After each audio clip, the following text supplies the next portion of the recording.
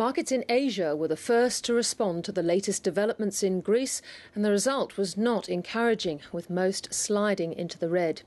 Greek political chiefs are scrambling to form a unity government and name a new prime minister by Monday.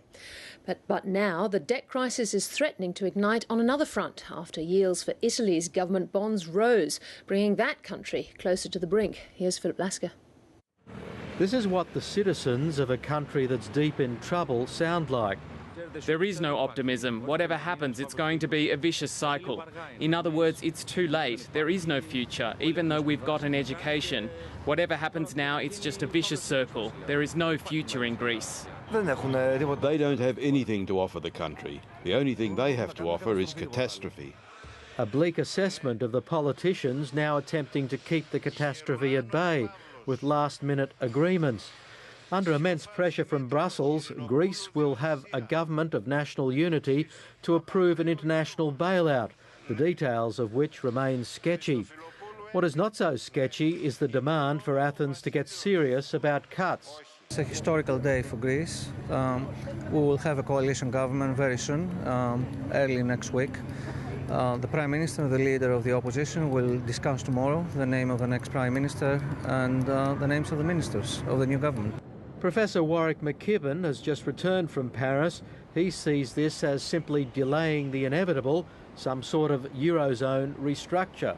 The fundamental problem is how they got into this fiscal situation, and that is a very poorly designed Euro system, lack of competitiveness in some countries in a common currency with very competitive economies like Germany. That's not sustainable without major structural adjustment in those poor economies, and that has not been undertaken. The European Union's success in forcing Greece's political parties into a coalition did not calm market nerves in Asia. Most major markets drifted lower. Yields of Italy's 10-year government bonds rose to nearly 6.6% today, a 14-year high. Some analysts say 7% is unsustainable, and some still doubt Europe understands its predicament.